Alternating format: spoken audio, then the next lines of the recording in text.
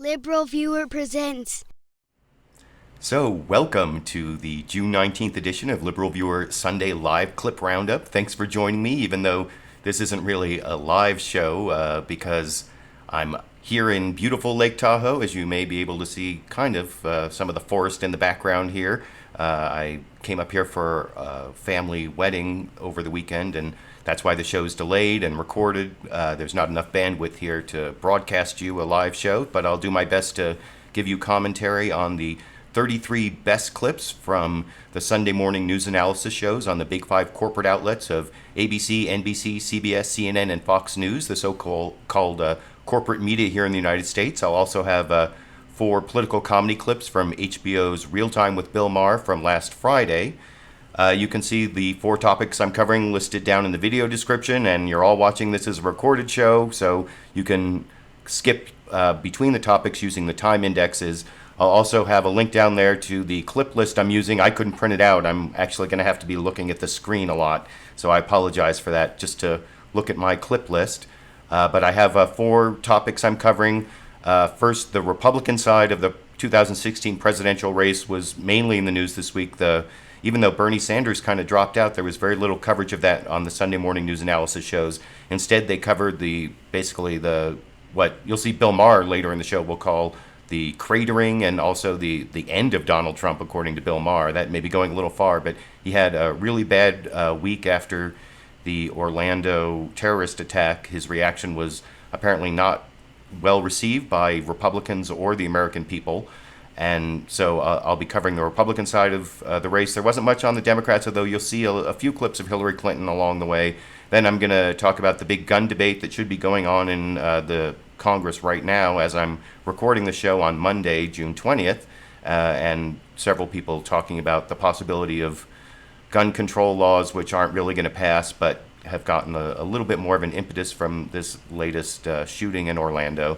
I'll have a couple clips about the FBI investigation into the Orlando shooting, and then one clip at the end about sexism. There was a writer named Rebecca Traister on HBO's Real Time with Bill Maher and talked about the ways that society is sexist, and I wanted to talk about that because that's very controversial with my viewers. But like I said, I want to start off with the Republican side of the presidential race, and especially what happened with Donald Trump not doing so well this week.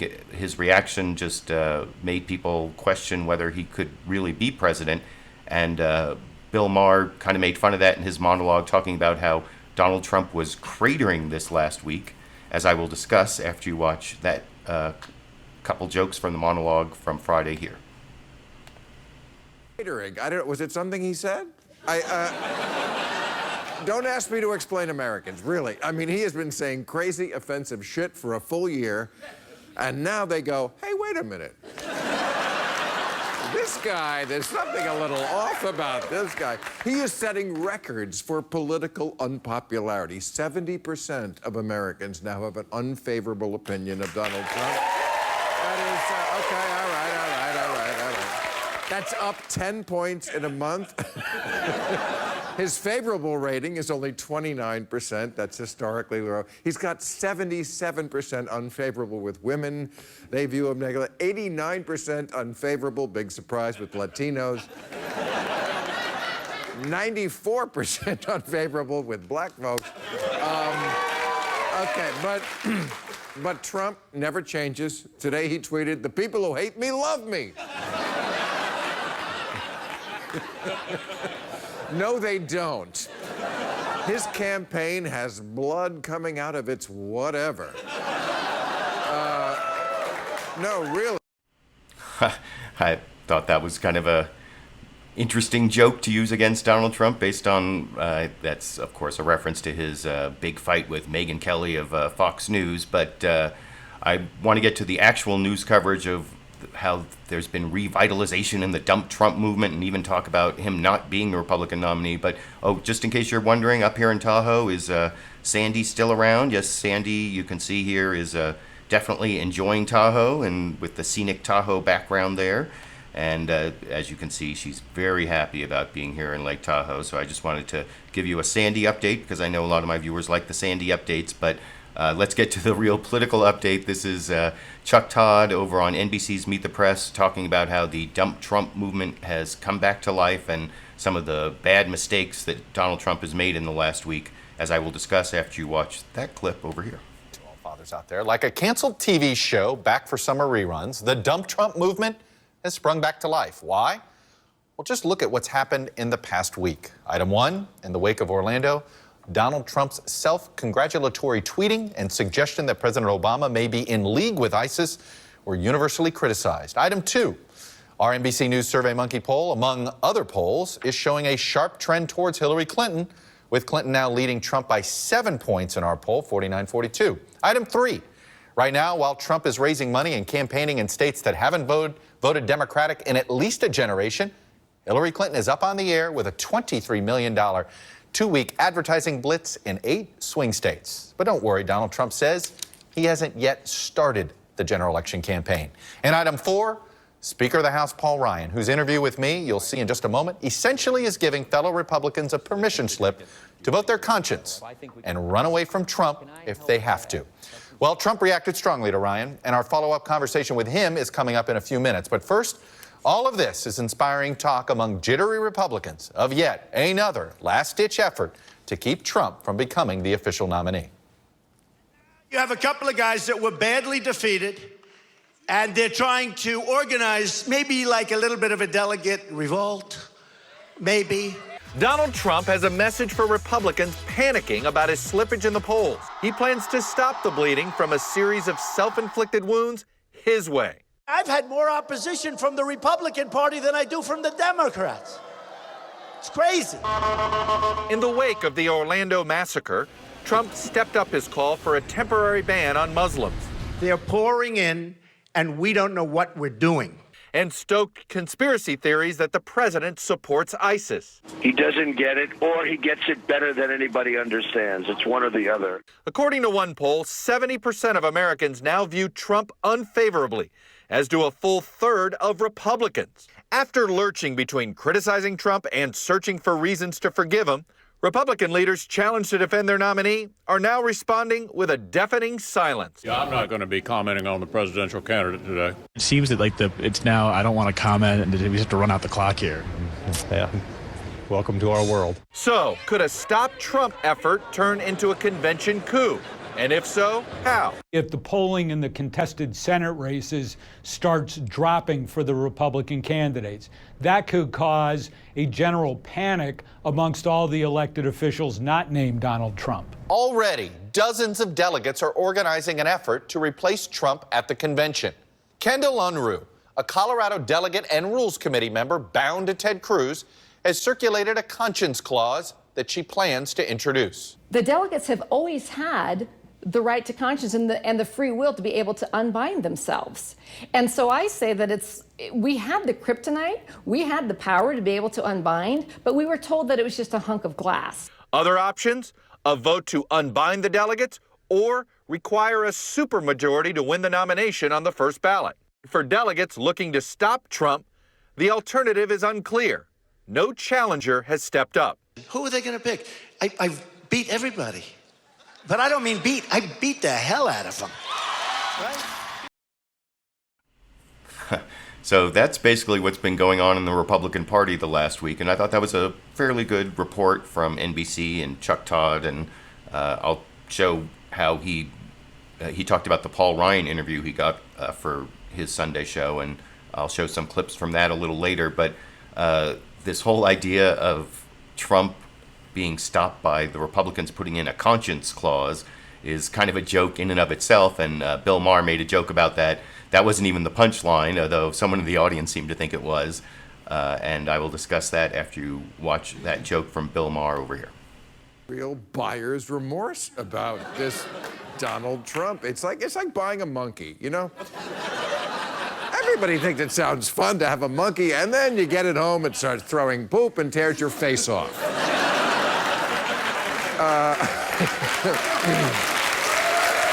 So listen to this. The Republican power brokers are now considering putting in a conscience clause at the You're right, sir. That is kind of funny in itself. But, at the convention, which would unbind the delegates and allow them to vote for someone else, this is new for the Republicans, trying to keep white people's votes from counting.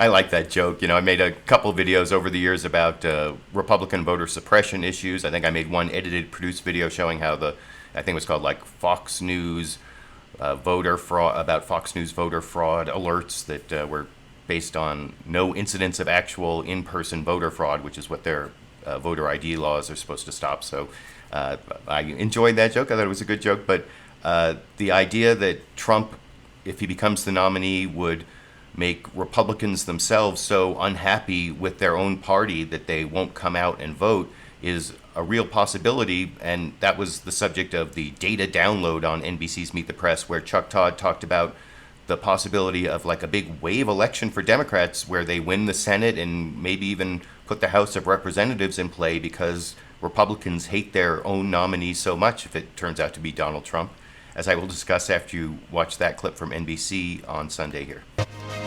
And we are back. It's data download time. One thing Donald Trump had counted on was that the enthusiasm among Republicans that fueled his primary victories would carry over into the general election. But we may now be seeing a reverse effect, an enthusiasm gap that suddenly favors Democrats. It's bad news for Trump, but it could mean bad news for Republicans up and down the ballot. Let me explain. An ABC Washington Post poll shows 65% of Republicans viewing Trump favorably, 34% unfavorably. That means a third of Republicans who don't have good feelings about their own nominee. Now let's compare it to what Democrats think of their nominee. Hillary Clinton's numbers aren't great among Democrats, 75-25. 1/4 of Democrats being unfavorable is not great, but they're better than Trump's. So the problem isn't just how a party sees Trump, it's how Republicans see the party itself. A Bloomberg Politics poll this week shows 28% of Republicans have an unfavorable view of their own party right now. On the other side of the aisle, only 4% of Democrats feel the same way about their party. Why is this significant? Because it means Republicans may be less enthusiastic about voting in the fall. And that enthusiasm gap doesn't just hurt Trump. It could end up hurting Republicans up and down the ballot. A Marquette University poll in Battleground, Wisconsin this week showed 78% of Republicans saying they will definitely vote in November. That's a 9-point drop from March, before Trump became the presumptive nominee, when you had nearly 9 in 10 Republicans fired up about this election. So, party leaders do have reason to worry that their voters might just stay home. And if that happens, a 2 to 3 point Republican advantage in Senate Race X could quickly become a 2 to 3 point loss on Election Day in that Senate race. And while the GOP's House majority seems insurmountable right now, an election wave or a tsunami would end up putting the House in play. And guess how those happen? Those happen when one party simply doesn't show up to the polls. That's what Republicans have to fear. Well, that sounds like a really good outcome to this whole Donald Trump thing. I mean, it's something I've talked about several times over the last year since Donald Trump became a possible Republican nominee and now the presumptive Republican nominee, that even though, I'm a registered Democrat and I find it would probably be helpful to the Democratic Party for their worst nominee, Donald Trump, to become the nominee because of what Chuck Todd was talking about there. I actually still hope that it wouldn't be Donald Trump, even though it would be good for the Democratic Party. I think Donald Trump is really bad for the country in ways that you'll see in some later clips. But I'm just hoping now that it looks like Donald Trump is going to be the nominee, because this whole dump Trump thing I don't think is going to really get off the ground. I hope that the outcome is what Chuck Todd was just describing there, that a lot of Republicans just don't show up because they're so disgusted with their own nominee and their own party. And I don't know whether that will happen or not. I don't know. But some in the Republican establishment are doing their best to deal with this dilemma about, trying to keep the Republican Party intact while supporting the person that the voters of, in the Republican primaries chose as their nominee. And a good example of that is Speaker of the House Paul Ryan. Like I said, he was earlier, and Chuck Todd mentioned in the earlier report, he had this big interview with Paul Ryan, and I have a few clips from that. The first one is talking about how as Speaker of the House, he has to keep neutral, even though he has to speak out on Donald Trump's outrageous statements when he disagrees with them. And anyway, I'll discuss all that after you watch Chuck Todd's questioning and Paul Ryan's answering on that topic over here. Well, earlier this week, I sat down with the Speaker of the House, Paul Ryan, and talked about his dilemma. Keep his party united or reject a presidential candidate whose values he does not share. Well, first of all, I feel like I have certain responsibilities as not just Congressman Paul Ryan from the 1st District of Wisconsin, but as Speaker of the House. And imagine the Speaker of the House not supporting the duly elected nominee of our party, therefore creating a chasm in our party to split us in half, which basically helps deny us the White House and strong majorities in Congress. The last thing I want to see happen is another Democrat in the White House. I don't want to see Hillary Clinton as president. I want to see a strong majority in the House and the Senate. And I think the way to achieve those goals is to have a more unified party than a disunified party. Now, having said that, you know me well, Chuck. If something is done and said that I don't agree with, that I think puts a bad label on conservatism, then I'm going to speak out on it, as I have, as I will continue to do, and I hope I don't have to keep doing. You just made a case, though, of party over country. No, I didn't. I think there's a lot of things in the government. I know Hillary Clinton won't agree with anything we want to do. She'll put a bad judge on the Supreme Court. She won't agree with any of the conservative reforms we're trying to do. I have spoken with our nominee a number of times about our agenda, about conservative principles, and about the policies we need to put in place in order to save the country. And we have so much more common ground than any other thing. And that is why I'm voting for our nominee. Because look, how did he reassure you, though? How did he reassure you? Why do you trust him? Because you've asked him to tone things down. You've asked him to reconsider some things, and then you hear so-and-so did reassure you in private that he would possibly back off the Muslim ban, and then he goes right on with it, and then some. He essentially accused the president of treason. One thing, he went a little far. I didn't actually hear. I heard about this. I didn't actually hear those comments. I'm a little busy, so I don't read everything he says every day. Hey, let me just say this. One thing I know for certain. Hillary Clinton is going to continue taking the country in the wrong direction. She's going to make a once-in-generational choice at the Supreme Court that's going to be a bad one, where we lose sight of the Constitution. And I do believe, from speaking and from his public pronouncements, we have more common ground than not. And yes, there are things that he has said that I don't agree with. There are policies he's pursuing that I don't agree with. And in the legislative branch, a separate but equal branch of government, we will litigate those things in the future. So that's Speaker of the House Paul Ryan trying to explain how he's going to do this delegate balance where he endorses Donald Trump but selectively does not endorse various outrageous things that he says that are going to stain the Republican Party. And actually, Chuck Todd asked him a question about the stain on the Republican Party that I'm not going to show. But the next clip I am going to show from that Chuck Todd interview, and you can watch, I put a link down in the video description to the entire Meet the Press episode, so you can watch the whole thing yourself if you want to see the stain on the Republican Party question or the other clips I'm not taking. But this next one is about the Dump Trump movement, and since Paul Ryan, as Speaker of the House, is the chairman of the Republican Convention, Chuck Todd asked him about how he would feel about changing the rules in a way that they could dump Trump, and he again says he'll stay neutral, and he even says that Republican Party elected officials, in the Senate and the House who want to run away from Trump, that's up to them. They can all follow their conscience, although I think Chuck Todd makes too much of it in the next clip. But first watch what Paul Ryan actually says in this clip, and I'll discuss that and how Chuck Todd exaggerates it in the next clip after you watch it over here. You have a role at the convention as convention chairman. You had doubts about whether to support Trump. You took a month to make that decision. Shouldn't delegates, if they have second thoughts about it, have an opportunity to express that second thoughts and be unbound and let the will of the convention decide for sure that they want them? That's not my place to decide. My place, as because of, again, this role I have, which I feel has very important responsibilities, is to call balls and strikes and just play it by the rules. So it is not my job to tell delegates what to do, what not to do, or to weigh in on things like that. They write the rules, they make their decisions. All I want to make sure is it's done above board, clearly, honestly, and by the rules. So I see my role now, given that he's got the plurality, he actually won, is pretty much a ceremonial position. But the last thing I'm going to do is weigh in and tell delegates what to do, how to do this. All right, but I guess, so if they decide to change the rules, and which is they can do. You're comfortable with however they change the rules? You're asking the wrong person. You should ask the party. You should ask Reince Priebus. You should ask the delegates. I think the Rules Committee meets the week before. Right, something like that. But if you have an opinion on this, it matters to them. My opinion is not relevant here. I'm not going to tell the delegates how they should do their jobs because I am chair of the convention. As you know, there's a ton of prominent Republicans that said they're not going to do it. Governors of Maryland and Massachusetts. You know the handful of senators, whether it's Senator Sass, Senator Graham. Do you think it is that members in the House Republican Conference follow your conscience? If you don't want to support them, don't do it? I'm not going to tell. Oh, absolutely. The last thing I would do is tell anybody to do something that's contrary to their conscience. Of course I wouldn't do that. Look, believe me, Chuck, I get this. This is a very strange situation. This is a very unique nominee.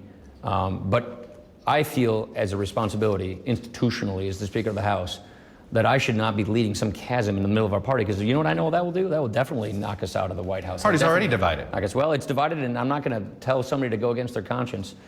What I think I can control and what I think I can do is to help unify us around ideas, around principles, and give the country a better agenda, a better way, solutions. That's in my control. That's what we're focused on here in the House. And all these things you're asking me about are things outside of my control that I just can't spend my time worrying about. All right, let me go now.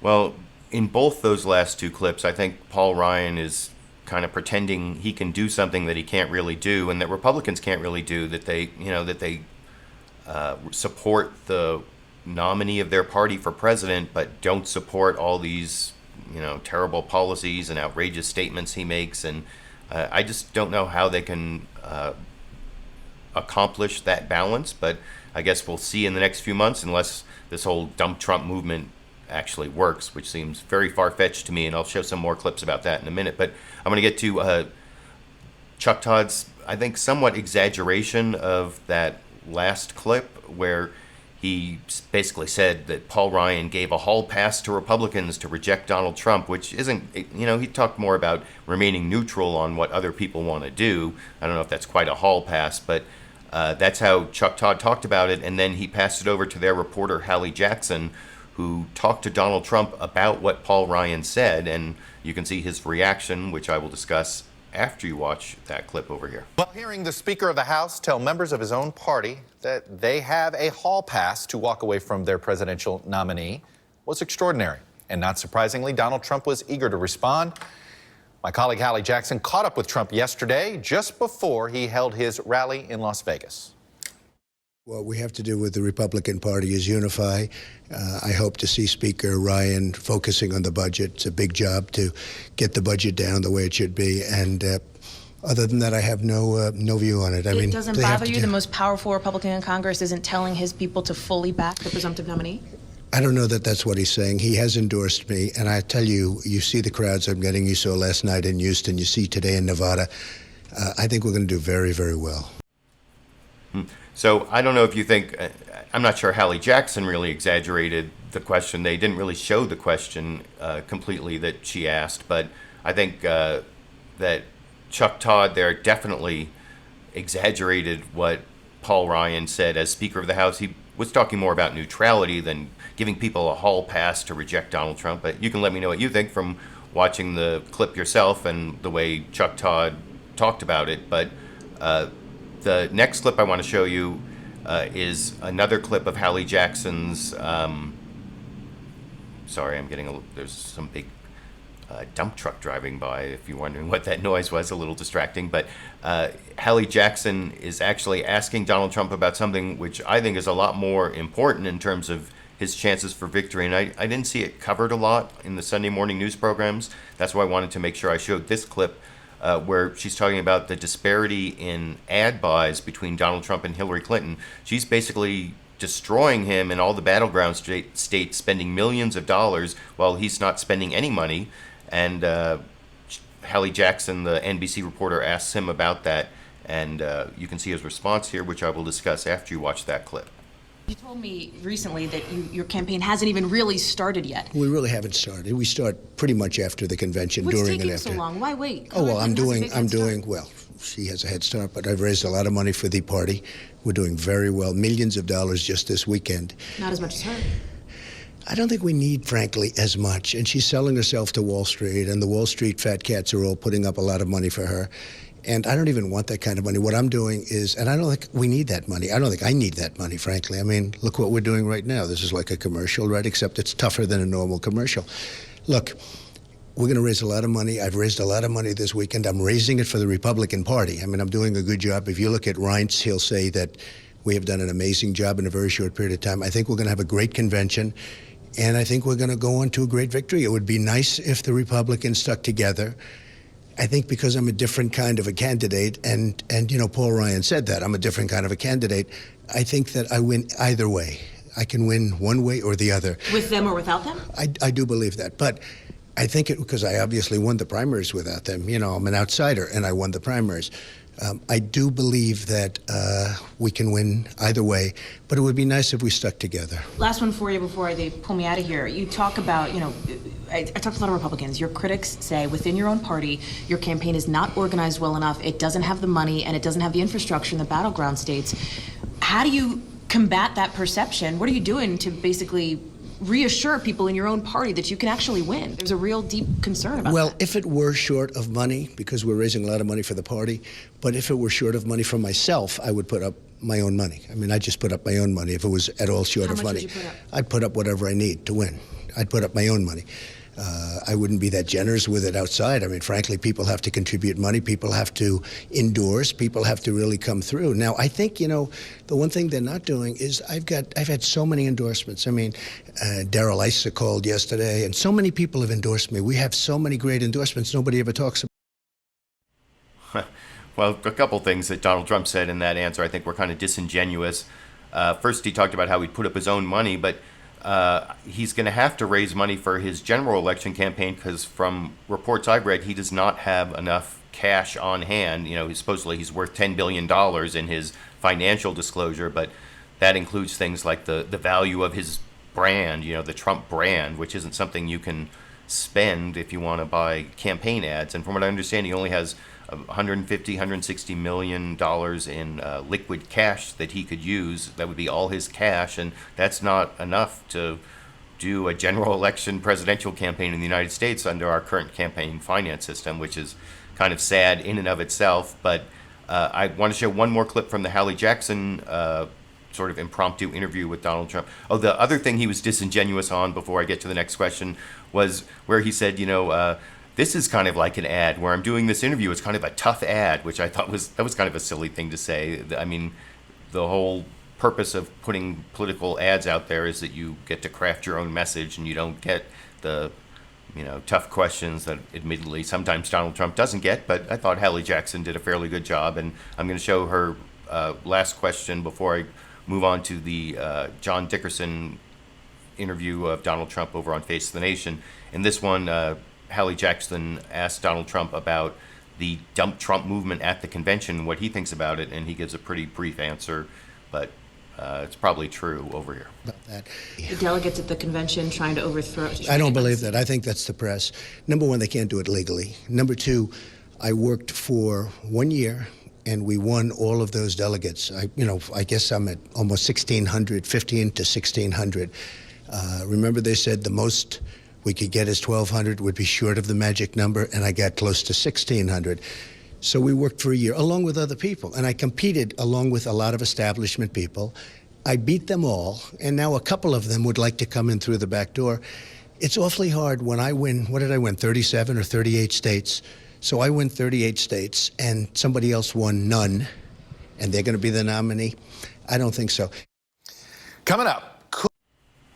Well, I think that Donald Trump is right that the Dump Trump movement at the convention isn't going to amount to much, but, you know, I could be wrong. And one reason I could be wrong is I think that what he said at the beginning of that clip where he said it's not real, it's made up by the press, that I don't think is accurate. I think there really is a Dump Trump movement and like that. What was her name? Her last name was Unruh. I think she's a delegate from Utah. I saw her interviewed earlier in the week on MSNBC. I think it was All In with Chris Hayes. And maybe Joy Reid was guest hosting, but anyway, there are real Republicans out there who are trying to get this conscience clause into the rules so that they can decide not to vote for Donald Trump, and get some other nominee. I just think that would tear apart the Republican Party, so I don't see how it could actually happen, but I mean, maybe it would be better for the Republican Party in the long run. It would certainly be better for the country in the long run, as I've said repeatedly, to have some other nominee than this pseudo-fascist Donald Trump. But you can let me know what you think down in the comments section. I'm now going to move on to 5 clips, most of them pretty quick, from Donald Trump's interview on CBS's Face the Nation. In this first one, John Dickerson asks about this whole thing about a Muslim ban, and Donald Trump kind of doubled down on the Muslim ban, although he modified it a little bit. I think they show it in this clip. One of the clips I'm going to show, I think it's this one, where they show him modifying it to like areas where we've had terrorism. We're going to have a temporary ban. So it's not Muslims per se, but he really means Muslims. And this is Donald Trump explaining why it's still important, even though all these people doing shootings in the United States are American citizens, or a lot of them are anyway. And here's Donald Trump's answer on CBS this morning here. He joins us by phone from New Jersey. This is a person who would not have been stopped by any kind of temporary ban, was born as an American citizen. What Donald Trump policy would have kept this from happening? Well, we have to report. Look, the big thing that we're missing here is that people have to report when they see somebody. This man was pretty much unhinged. I mean, you look at his record, you look at what happened, and actually, I guess it was the gun store owner that did report, and he reported him when he went in to buy all sorts of body armor and other things. He reported him to the authorities and law enforcement, and very sadly, nothing was done. But it could have been prevented. He was excellent in what he did, but unfortunately, nobody took advantage of it. But he was John, when you look at people within the Muslim community and where people are living and they don't report, and a good example of that would be San Bernardino. I mean, they had bombs all over their apartment floor, and people saw it, and nobody reported them. And 14 people were killed, many injured. So, but in this case, he was investigated twice by the FBI, was taken off a list. There was no red flag that suggested that he was going to go do this. So what was there to report? Well, there were red flags. I mean, because when he walked in to buy all sorts of ammunition and all sorts of, I guess, body armor and other things, the owner of the store reported him. Should somebody who there goes... were red flags. I mean, and you look at his past. I mean, I've never seen a past quite like that. You look at his record in school, you look at a lot of other things. I mean, there are a lot of red flags. This was not a very good young man. So I don't know if you buy Donald Trump's answer there. I don't think it really holds up on, that he's trying to get people to report, and he's also talking about how when this shooter from the Orlando shooting went into this gun store and was asking about buying body armor and lots of ammunition, how the gun store owner reported it, but the FBI didn't get the guy, which Donald Trump in a couple different interviews said that he blamed on the FBI not doing a good job. But I think I'll show a clip in a little bit where I think it's Attorney General Loretta Lynch is talking about how because he didn't end up buying anything, they didn't know his name or who he was. They reported to the FBI that someone came in and asked about body armor and ammunition, but that's not really helpful when you're trying to go after someone in the state of Florida, based on, I guess, a description from a gun store. And I mean, it's definitely kind of a red flag, but it's not something you can definitely act on. So Donald Trump's not really accurate in that part of his answer. And then you'll see John Dickerson does a follow-up here that I wanted to show about Donald Trump's idea to put an eye on the mosques, which I think also is, I talked about him being a pseudo-fascist. This is one of those, and he kind of explains it here in a way that, I don't know, you can let me know what you think. I'll let you know what I think after you watch the clip here. It'd be a problem. You said you would check respectfully the mosques. How do you respectfully check a mosque? Well, you do as they used to do in New York prior to this mayor dismantling. By the way, if you go to France right now, they're doing it in France. In fact, in some instances, they're closing down mosques. People don't want to talk about it. People aren't talking about it. But look at what they're doing in France. They're actually closing down mosques. Can I ask you just a bottom line question before? I don't know what they're doing in France exactly, but he also talked about what they did in New York, and that's actually also kind of bogus because I believe they shut down that whole Muslim surveillance program in New York because it did not stop any terrorist plots, and it also makes the Muslim community feel estranged from law enforcement, so they don't cooperate, which is what Donald Trump wanted them to do in that previous clip. And you'll see John Dickerson tries to get Donald Trump to say some anti-Muslim things about whether Muslims deserve more scrutiny, and I don't know, he kind of gets him to, but not completely. You can let me know what you think after we watch that next clip over here. Very good young man. Should somebody who goes in to buy that much ammunition get extra scrutiny? Well, I think it depends. Everybody wants to be so politically correct, and they want to, do what's right, and they're afraid to do anything.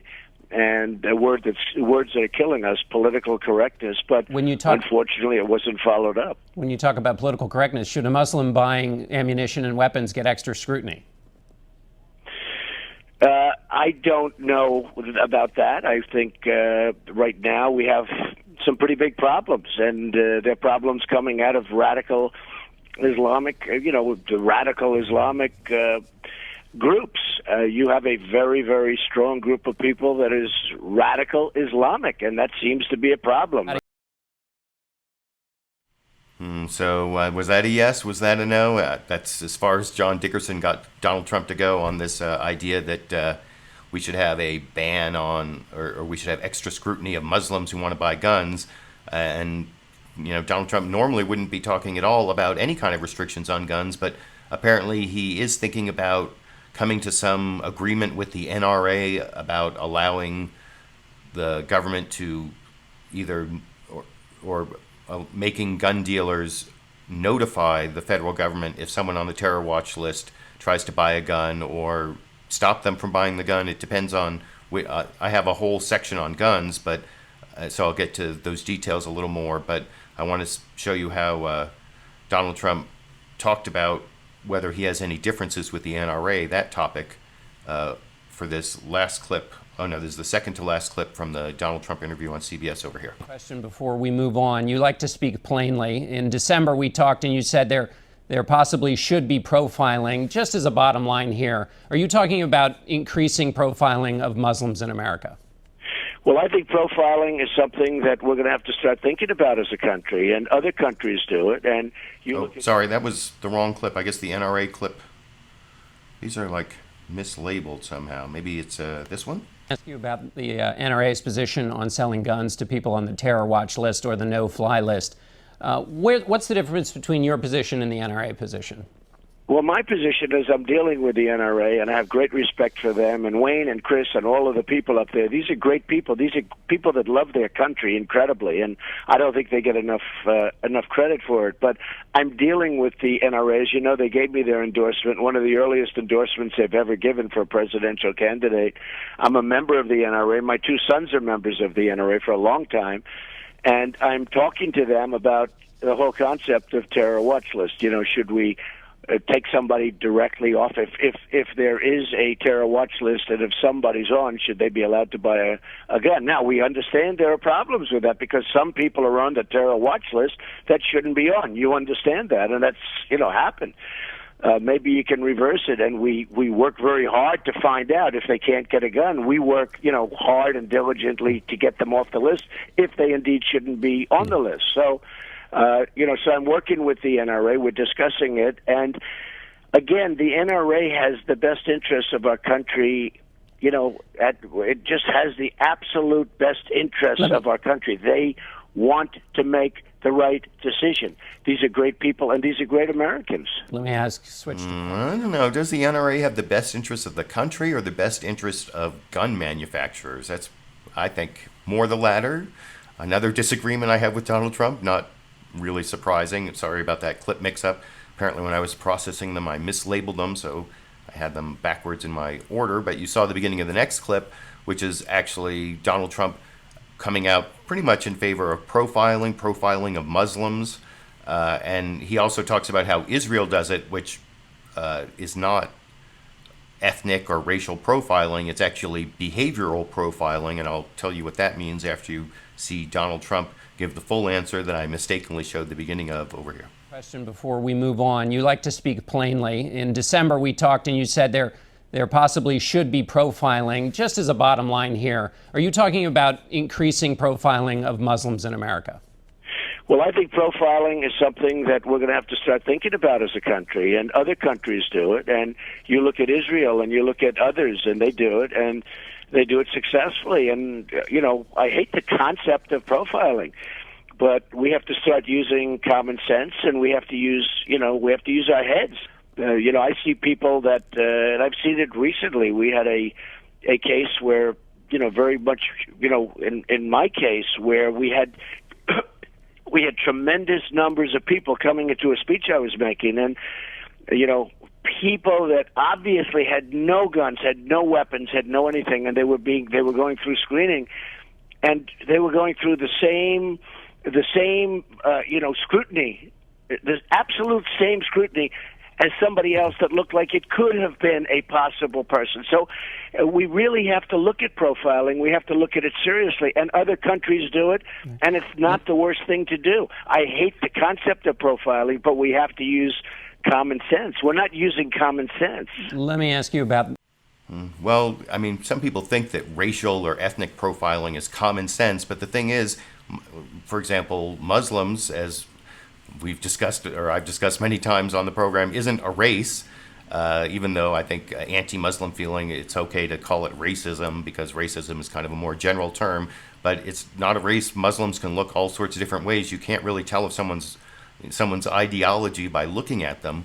That's why what Israel does isn't racial profiling. They do behavioral profiling. Before people get on flights in Israel, I've seen descriptions of this and reports on the kind of profiling they do, where they ask all sorts of questions. They have trained interrogators, not just like the stupid questions they ask at U.S. airport, has your bag been in your possession at all times? Did you pack it yourself? Basically nothing. They actually, ask all these personal questions and like check the person's body language and their behavior, their demeanor, and that's how they look for people who don't have good answers to their itinerary and more detailed questions about what they're doing. And anyway, that's behavioral profiling, and that actually is not racist. It's something that people should be able to do if you're picking out people based on the way they answer questions, the way they're behaving, not their like basic ethnic or racial or whatever identity, not the way they look based on immutable characteristics. That's what's discriminatory. But so Donald Trump doesn't really know what he's talking about there, and that's why I'm against profiling. That's the last of the Donald Trump clips. It was kind of hard to watch all that Donald Trump, and if you need a little palate cleanser here, I have one more very refreshing picture of Sandy at the actual lake of Lake Tahoe. You can see Sandy's very happy. That just got texted to me. That's why Sandy isn't here as the live viewer. She's out on a hike enjoying herself, and she just got to the lake. That's a live picture of Sandy. That's the Sandy news for the news clip roundup. But now I want to move on to a clip of Loretta Lynch reacting kind of to Donald Trump's pseudo-fascism, although she claims she isn't. And this is where I have the clip of Donald Trump kind of doubling down on his Muslim ban, but changing it to like a ban from countries where there's terrorism, but we know we're talking about Muslims. And Loretta Lynch gives her reaction talking to Chris Wallace on Fox News Sunday in this clip. On Monday, the day after the attack, Donald Trump said this. When I'm elected, I will suspend immigration from areas of the world where there is a proven history of terrorism against the United States, Europe, or our allies, until we fully understand how to end these threats. The next day, you said this: we have to push back on the voices that prey on fear and that sow division. Attorney General Lynch, were you talking about Donald Trump? I was not talking about Mr. Trump or any specific person, but I was talking about the climate of fear that comes about after these terrorist attacks that often leads people to react without thinking and to react in fear, and sadly allows them to take the law into their own hands and try, in fact, and go out and target other individuals. I was talking about that climate that we've seen after so many of these attacks. Do you think that Donald Trump contributes to that climate? You know, I don't have a comment on Mr. Trump or any of the candidates. I think we have to keep our eye on the larger picture here, which is the victims of this crime were from a community that is often marginalized, and that frankly the LGBT community is more often the victims of hate crimes than any other recognized group. That comes from a wide variety of sources. We have to push back against those voices that are speaking out now that are not supportive of that community, and we have to make sure that this country stays open and free and inclusive for everyone. So those are nice words from the Attorney General of the United States, Loretta Lynch, but I'm not sure I really believe her that her reaction, or when she's talking about people who are trying to motivate people through fear and division, is that not Donald Trump? Do you really think, even though she's a nonpartisan official who won't comment on any candidates, that's not really who she's talking about? I don't know. You can let me know what you think down in the comment section. I want to move on to someone else reacting to Donald Trump's outrageous statements. This isn't like Paul Ryan, someone trying to run away from Trump. This is Senator Jeff Sessions, one of Donald Trump's biggest supporters and one of probably the top 3 candidates for vice president. A lot of people don't even want to be Donald Trump's vice president. It's kind of down to Senator Jeff Sessions and Newt Gingrich. I think Bob Corker was on there for a while, but a senator from Tennessee, but I don't know. I think they're running out of vice presidential candidates. This might be the guy, and you'll see how he's trying to defend how Donald Trump has reacted really badly to this Orlando shooting and how it's really kind of starting to tank his campaign. And this is Jeff Sessions' response over here. How leaders react after a tragedy like the Orlando massacre gives people an insight into what kind of a leader and what kind of a potential president they would be. And I want to ask you about some of the things that Donald Trump has done in the last week, Senator. First, his comments the day after the tragedy that seemed to imply that President Obama is somehow sympathetic to the terrorists. Here he is. He doesn't get it, or he gets it better than anybody understands. It's one or the other, and either one is unacceptable. We're led by a man that either is not tough, not smart, or he's got something else in mind. Question, do you know what that something else Trump refers to that he thinks that President Obama has in mind? No, I don't. I don't know what he's referring to there, but I do believe he is correct to raise the question that the policies of this administration, from going back to 2011 when we withdrew all our troops from Iraq and allowed ISIS to form and become an entity, probably would never have happened otherwise. It's certainly not spread as much as it has. So I think he... Forgive me. Yeah. I just want to go through what Trump said. He said, either he doesn't get it or he gets it better than anyone understands. He's got something else in mind. I mean, that certainly seems to imply that somehow he is sympathetic to radical Islam. No, I don't think he means that, but I think he's going, I think he's criticizing him, President Obama, for going too far, to not understanding the threat. The president and Hillary Clinton now says she wants to go from 10,000 Syrian refugees to 65,000 Syrian refugees. When Mr. Brennan, CIA director, says we can't do vetting on that, when we know that right now a team from European leaders say are heading to Europe to attack Europe from Syria. So we can't vet these people because we don't have any background on them. There's no way to go into their communities and check their records, their arrest records, or their business records. All you have is what they tell you. And we know, as CIA director said, refugees provide an opportunity to enter the United States and create attacks. Well, refugees... I don't know. What the CIA director actually said was talking about going into Europe, not coming into the United States. We have a really tough vetting process for refugees coming into the United States. And a lot of what Jeff Sessions said there I don't know, trying to spin it so that it's not so horrible. I'm not really buying it, but you can let me know what you think down in the comment section. I think that what Donald Trump said can't really be justified logically like Jeff Sessions was trying to do there. It's pretty awful. But I also don't think they're going to be able to get rid of Donald Trump as their nominee, which is the next question I want to show Jeff Sessions addressing. This is his interview over on ABC's This Week with George Stephanopoulos. And George Stephanopoulos, let me make sure I have the correct clip here. Oh, I'm sorry. This is actually on CNN State of the Union, where Dana Bash was the guest host, and she asked Senator Jeff Sessions about this dump Trump movement at the convention. And even though I disagreed with a lot of what Jeff Sessions said in that last clip, what he says here is probably true, unfortunately for the Republican Party and the country, but not so much for the Democrats, as I will discuss after you watch that clip here. About politics and the fact that there is a movement among some delegates to the Republican convention to try to get Donald Trump off the ballot, to make sure that he is not the nominee. Do you know of any effort inside the Trump campaign to call these delegates and stop them? Well, I don't think that has any chance whatsoever. Somebody said they could have as many as 30 people. Well, there are 2,400 delegates. He's going to win this nomination clearly. What I would say to my people that are seeking unity, you need also to listen to the American people.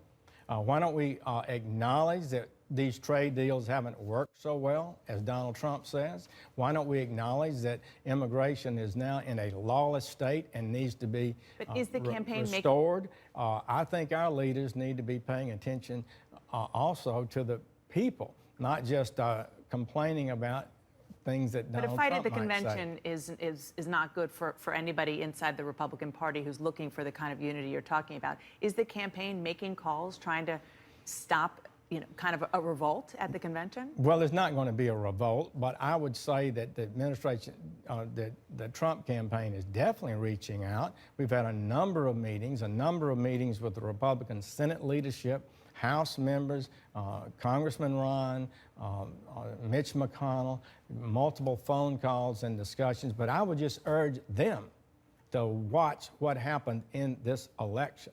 The American people don't want another 5,000-page trade deal. They want an end of lawlessness in immigration. They want the United States to be careful about what wars it gets into, and they want an end to gridlock in Washington. I can't let you go, Senator.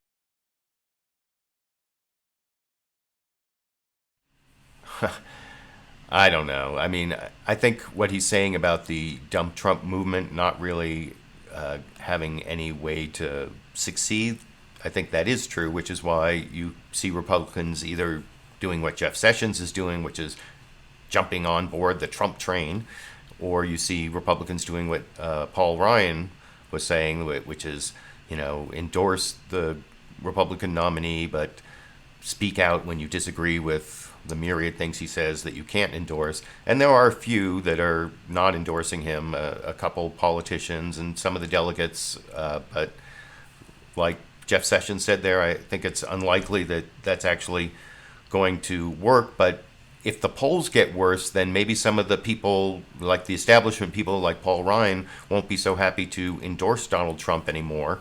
And that is actually a question that Chris Wallace asked Senator Jeff Sessions on Fox News Sunday. Another, fairly incisive confrontational question, like the last set of questions I showed Chris Wallace asking Jeff Sessions.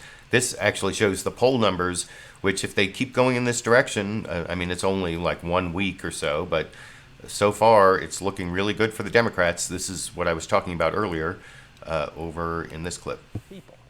Let's look at the polls, talking about the American people. On May 23rd, after Trump wrapped up the nomination, the Real Clear Politics average had him tied with Clinton. But now he's trailing by 6 points and in some polls by double digits. Senator, with all the controversies of the last month, especially going after the judge in the Trump University case, hasn't Trump squandered the last few weeks? Well, I don't think he squandered it, but it's been a difficult time. And the people want to vote for him. He's correct on the issues. And I think tone can improve over time. But I would just say, I remember former President Bush, Senior, was down 15 points at the time of the convention in August, and then won with a huge victory.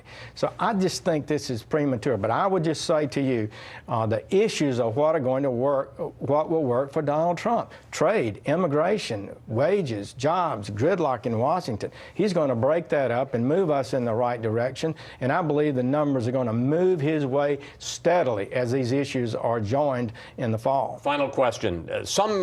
I don't know. That seems like kind of wishful thinking on the part of Senator Jeff Sessions, but I don't know. Maybe it's wishful thinking on my part that things are really going to keep going in that direction, and Trump is never really going to be competitive with Hillary Clinton again. I mean, I think that he'll probably get a bump around the Republican convention, which comes first, and then Hillary Clinton will probably get a bump around her convention, which follows that the next week. And I'm hoping that based on Donald Trump not playing very well with the American people, that if he doesn't change, that he's going to end up behind Hillary Clinton in the polls all the way till November, maybe even after his Republican convention bump.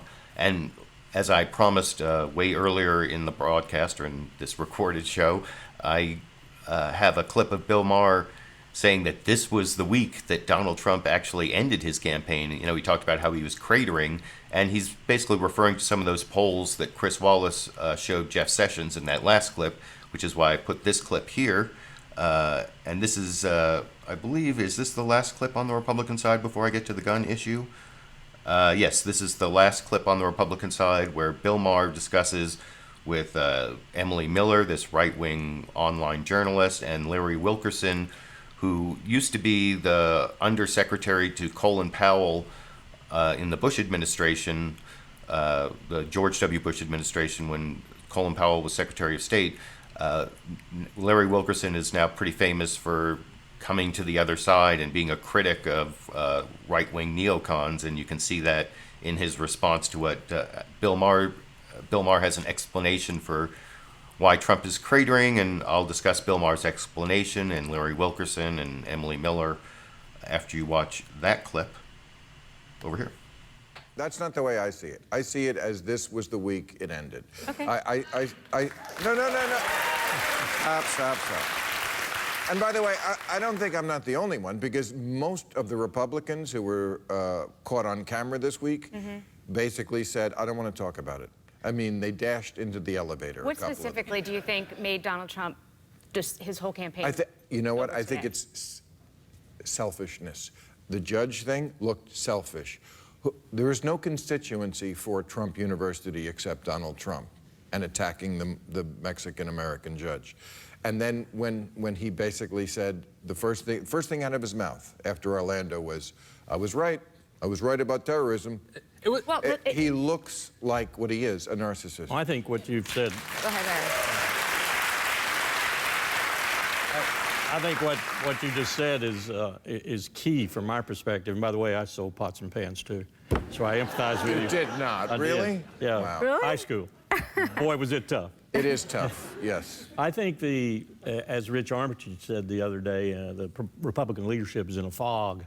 And I think they're in a fog primarily because of what you just said. They realize now, incontrovertibly, they do not have a winning candidate.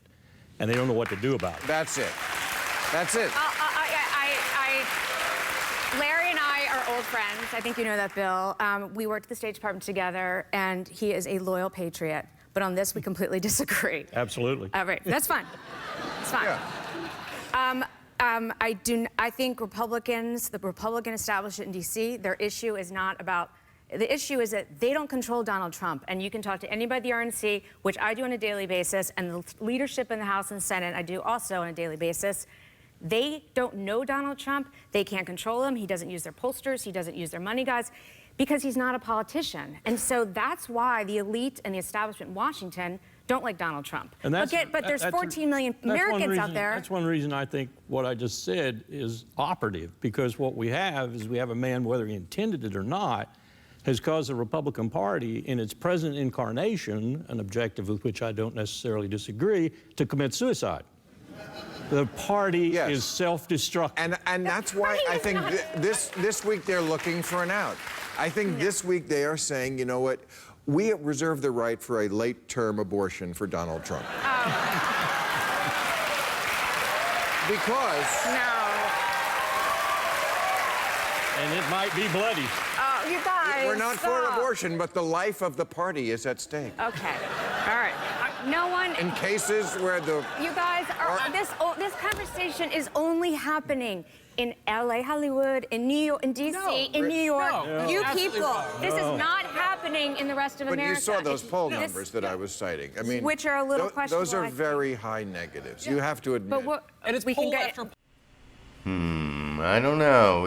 It's an interesting argument there between Emily Miller, the right-wing journalist, and then what Bill Maher and Larry Wilkerson were saying, whether is it the death of the Republican Party or is it an East Coast, West Coast phenomenon that doesn't understand how the silent majority, the angry white voter is going to come to the polls like never before and put Donald Trump into office. I mean,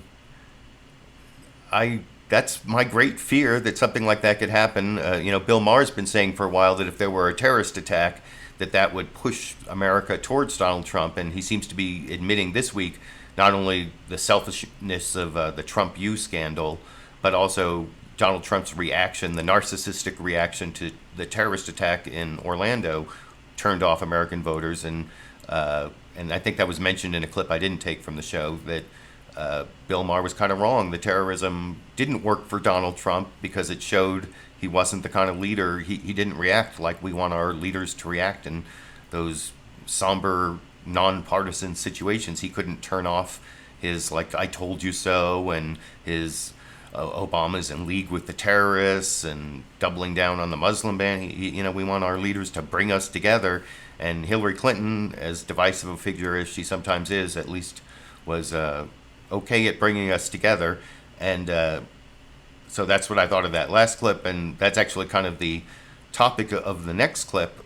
So that's the last of the Republican clips. Now I have several on the gun issue specifically, and this clip is from ABC's This Week with George Stephanopoulos, where Jonathan Karl, who was guest hosting, did an introduction about Donald Trump's reaction to the Orlando shooting and compared it to President Obama's presidential reaction, obviously, and Hillary Clinton's presidential reaction, and also how they hit Donald Trump on how nasty his reaction was, and all the way to, you'll see this NRA tweet, which I will discuss after you watch that clip over here. Donald Trump, bold and unpredictable, attacking the president and Hillary Clinton as weak, saying the answer is more restrictions on immigration and more guns, then reaching out to gay Americans and issuing a challenge to the NRA. This week, Trump took his message to Texas, where he drew large and enthusiastic crowds, lines extending as far as the eye can see. We caught up with Trump in Houston.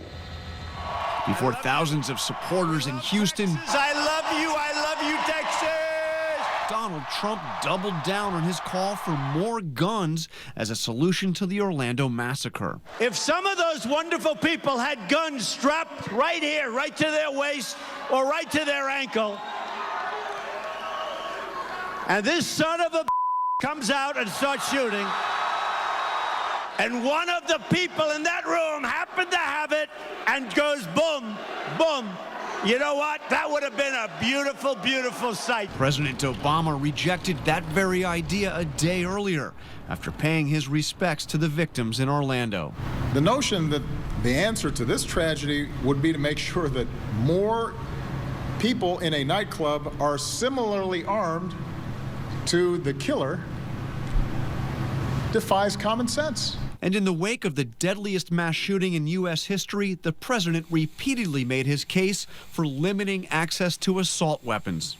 And if we don't act, we will keep seeing more massacres like this, because we'll be choosing to allow them to happen. Hillary Clinton echoed that call, backing a Democratic effort to make it illegal for anyone on a terror watch list to buy firearms. Surely we can agree. If the FBI is watching you for suspected terrorist links, you should not be able to buy a gun with no questions asked. And Trump himself surprised the political world when he tweeted that he's going to meet with the NRA, quote, about not allowing people on the terrorist watch list or the no-fly list to buy guns. I talked to Trump. Now, I'm not sure what's going to come of that meeting with the NRA, because the NRA is keeping their same position. I don't think they're really... There's this Republican bill, which I'll get to the details of in a little bit. So that NRA thing shows that Donald Trump may be moving to the left of the NRA on that issue. But then earlier he said, like, crazy man stuff, like, they should have been armed in the nightclub. I'm going to show the head NRA lobbyist won't even say that we want, like, drunk people in bars to be armed more often. That is not even the NRA will take Donald Trump's position on that one. But you saw Donald Trump's position contrasted with President Obama and Hillary Clinton, who had, more sober reaction and legislative solutions, whether they're going to work or not. And I don't think they're going to pass, but at least they're better than crazy man talk like Donald Trump was engaging in. And the first clip I want to show is a more rational Republican response. This is from NBC's Meet the Press. Chuck Todd had that big interview with Speaker of the House Paul Ryan and asked him about the terror watch list and whether people should be allowed to buy guns who are on the terror watch list. And you'll see Paul Ryan giving a fairly rational response as opposed to the presumptive Republican nominee over in this clip. Conversation in Washington about whether those who are on that watch list should be able to legally purchase a gun. When I spoke with Paul Ryan Thursday, he seemed open to new legislation. We want to make sure we get this right. The question right now is, if someone is on a terror watch list, are the authorities notified as to whether a person on that list is trying to purchase a gun or not? That is the procedure right now. So the question is, can we make sure that that procedure works the way it's supposed to work? That's point number one. Point number two, you don't want to deny a person their constitutional rights without due process. So we have to be we have to concern ourselves with Constitution and rights. And we don't want to deny a person their due process rights. That's point number two. Point number three is the FBI is telling us, be careful how you do this so you do not undermine or blow terrorism investigations. So we can't just be very clumsy and rush to judgment and do something that actually harms our ability to do terrorist investigations. We got to get it right, and we're gonna take a deep breath and make sure that this is done correctly, so that the policy of making sure that the authorities know and have time to respond to if a person who is on a terrorist watch list is trying to buy a gun, that they're notified. That we want to make sure we get right. There could be.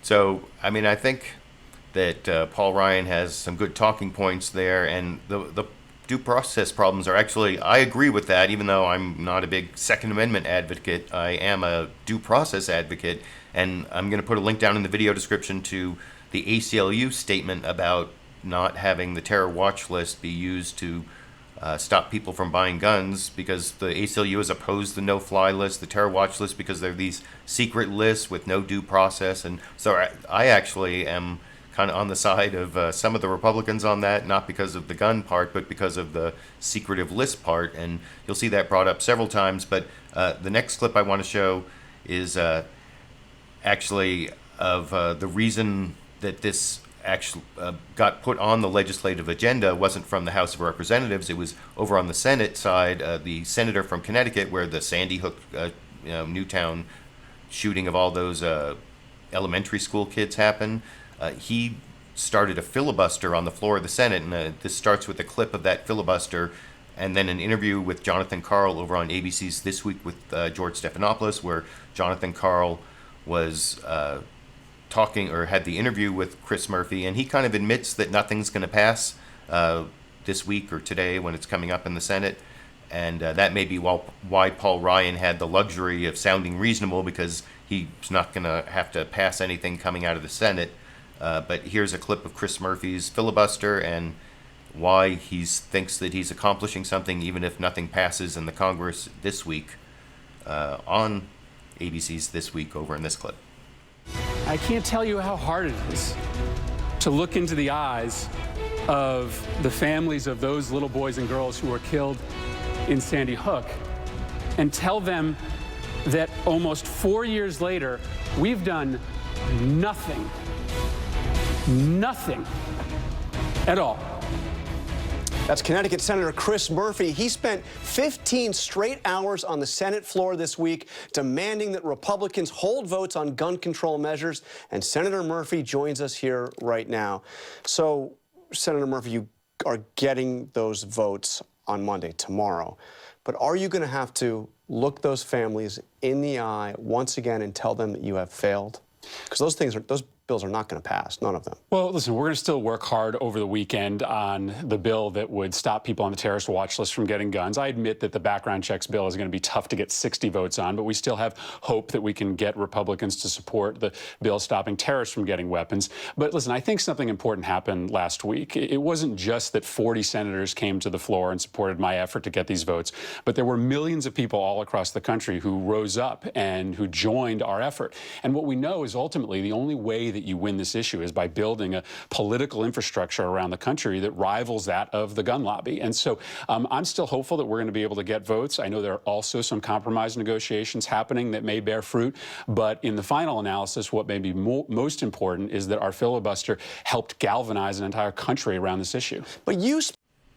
No, I don't know if that's really enough. In a way, it kind of reminds me of Bernie Sanders' speech or video that he put up this week where he talked about how he was going to build a movement. And is that what people say when they're losing, that they're building a movement? I don't know. I've worked in grassroots movements, and it is true that a lot of times you have to lose and lose and lose until you win. Here, one of the movements I'm thinking about, we passed something called the Trust Act so that immigrants wouldn't have to, undocumented immigrants wouldn't be turned over to immigration authorities by local law enforcement so they could, be as crime victims or crime witnesses. They could interact with local law enforcement and make us all safer without having to worry about getting turned in and deported.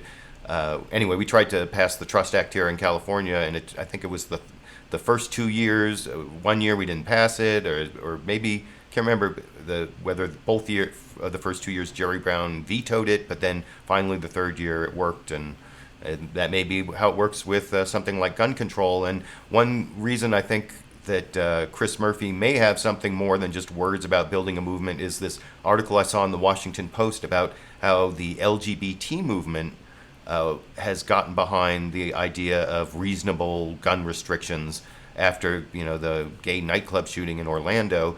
And the LGBT movement has really good grassroots organizing. You saw how they reacted to the bathroom ban in North Carolina and how well they've organized and gotten marriage equality all the way through the states and to the Supreme Court. And now marriage equality is the law of the land. That had a lot to do with grassroots organizing, not just with the lawyers arguing at the Supreme Court. So maybe there will be some real movement to put reasonable restrictions on gun control. Although this next clip I want to show is Chris Murphy answering what I know a lot of critics of gun regulations are going to say when they watch my video, that the restrictions they're suggesting wouldn't really stop the crimes we want to stop, but they might stop other crimes, which is what Chris Murphy's point is. Even from the families of the Newtown massacre, even they, to some extent, don't care if any specific restriction would have stopped that specific massacre, as Chris Murphy talks about over here. You specifically are pushing a bill and have been pushing a bill, and it will be voted on Monday, to close the so-called gun show loophole. Would that have done anything to stop the massacre in Orlando? So it may have, in the sense that if you partner it together with a bill that stops terrorists from getting But wait a minute, guns. he didn't buy those guns at a gun show. And he would have passed a background. He did pass a background check. He did pass a background check, but if the Feinstein bill was in effect, the FBI could have put him on the list of those who are prohibited from getting guns. And what if he went into the gun store and was denied? Then he could have just gone online or to a gun show and bought another weapon. But what I'm trying to get at is we hear every time there's one of these terrible tragedies, there's these proposals. Your proposal would have done nothing in the case of Orlando. It would have done nothing to stop the killing in San Bernardino, and in fact is unrelated to the killing in Newtown. So why?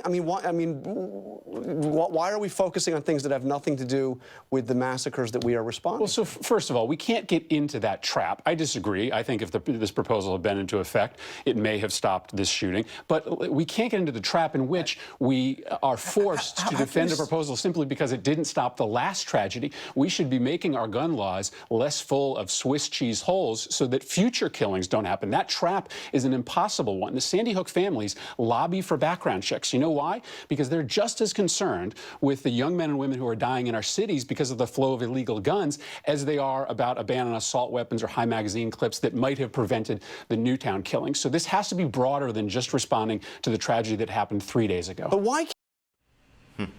I think that Senator Chris Murphy of Connecticut there has something of a point that you have to pass gun laws that are generally believed to have a wide impact on the more usual gun crimes, not these big news-making mass shootings like this last one in Orlando was the largest one in U.S. history, but that's not how most people die from guns. Well, I mean, the majority of gun deaths are actually from suicide, which none of these things really, I mean, I guess if you had mental health being able to stop people from buying guns, but it's just there's so many guns out there, I don't know, it seems like what they're pushing isn't really going to, I mean, it just might bring the level down a little. There's the Australian example, but I think in Australia they actually had gun confiscation, which nobody seems to be suggesting. You know, that's, well, I shouldn't say no one is suggesting. That's what the NRA and the right wing are always suggesting, but no one is actually planning on doing it, and no one has ever really planned on doing it on the gun regulation side. But speaking of the crazy people on the right when it comes to guns, I want to show one clip from the big long-term villain on this issue, Wayne LaPierre of the National Rifle Association, talking about this whole terror watch list issue on CBS's Face the Nation, and getting into some of the details of the alternative legislation, the Democratic side and the Republican side. Those are all, I think, being debated as I'm recording this program, and may actually come up for a vote, but probably not pass this week. And I'll discuss that after you watch that clip from CBS on Sunday here. Let me start with where we were with Donald Trump on this question of anybody who wants to purchase a gun who happens to be on one of these federal lists. Is there any space between you and Donald Trump, and what worries you about legislation on that? Let me set it in context in terms of what I think we're facing this past week. I mean, we all mourn for what happened, John, but we faced a terrorist challenge where they're on the verge of overwhelming us. What happened this past week is the president, the whole gun ban movement said, hey, don't look at terrorists. Look over here. Divert your attention. Take your eyes off the problem, because they don't want to face the embarrassment of their failure in this terrorist area, and they want to cover their butts and not talk about it. You can't save the country with politics. The politically correct policies of the White House are intruding right now in military, terrorism, law enforcement. It's all being politicized, with the politically correct White House nose and fingers in areas they don't belong. And let's start with a terrorist watch list. We'll address some of those claims in a minute, but just quickly on this question of you and Donald Trump. You're in the same place on this issue? You know, Donald Trump's, as far as I know, he wants to attack criminals, he wants to protect the law-abiding, and he wants to attack ISIS and get the bad guys, and that's where we are. If a person's on a watch list, whether a no-fly or terror watch list, what should the policy be? You know, let me talk about the watch list. I have never seen so much misinformation and poorly researched stories the last week as that, as we've seen. What happens on the watch list? People forget law enforcement set it up. They set it up exactly the way they wanted it, federal law enforcement. NRA didn't take the guy's name off the list. The federal government did. FBI did, largely because of some of these politically correct policies that I think I've been talking about earlier. Here's what would have happened if they left him on the list. People don't understand this. There would have been a ping going to the federal government. They would have talked to the guy but actually put his name on the list. There would have been a 3-day delay. During that delay, if the government wanted to stop it, they could go to court. They could stop it. What law enforcement wants to do 90% of the time, 99% of the time, is let it go through. They want to watch it. They want to build a case. They want to build patterns. FBI Director Comey said that he didn't want an outright ban because that would blow a lot of their criminal investigations. But you also don't want terrorists with guns in their hands, right? Nobody wants terrorists with guns. So what's the accommodation we can find here?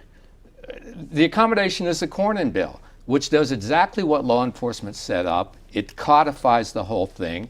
If somebody's on the list, tries to buy a gun, there's a delay. Law enforcement immediately gets on it. If they want to stop it, they go to a judge. They've got oversight. They have to do it right away because the minute you delay, you're tipping off the bad guy.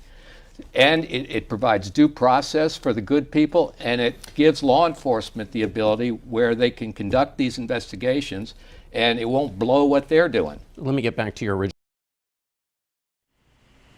So that's the NRA position on these terror watch lists. And like I said, I have some sympathy for the due process concerns. The whole law enforcement not wanting to tip off the people by letting them know they're on the terror watch list. I mean, that's what I hate about the whole secret list in the first place. And I think that's kind of bogus. Although I'll show a clip of the FBI director, James Comey, in a minute talking about that. It's part of these series of clips of Democratic first Senator Dianne Feinstein defending the Democratic approach, and then you'll see Loretta Lynch, because the Attorney General Loretta Lynch, because the Obama administration has endorsed one of the bills. And here you'll see Dianne Feinstein talking about the Democratic bill having a reasonable suspicion standard. And then in the next clip I show after that, she talks about the Republicans having a probable cause standard. And since I used to work as a criminal defense attorney, public defender for 4 or 5 years, I actually know what those terms mean, and I'll discuss them after you watch the clips. Here's the first one. It's Dianne Feinstein, senator from my state, California, although right now I'm recording in Nevada, slightly across the border from in Lake Tahoe. But here's so I'm not in Senator Feinstein's state right now, but here she is talking about the reasonable suspicion standard and the legislation that Democrats want to get passed on gun regulation over here. Senator Dianne Feinstein. Senator, I want to start with what Wayne LaPierre was saying.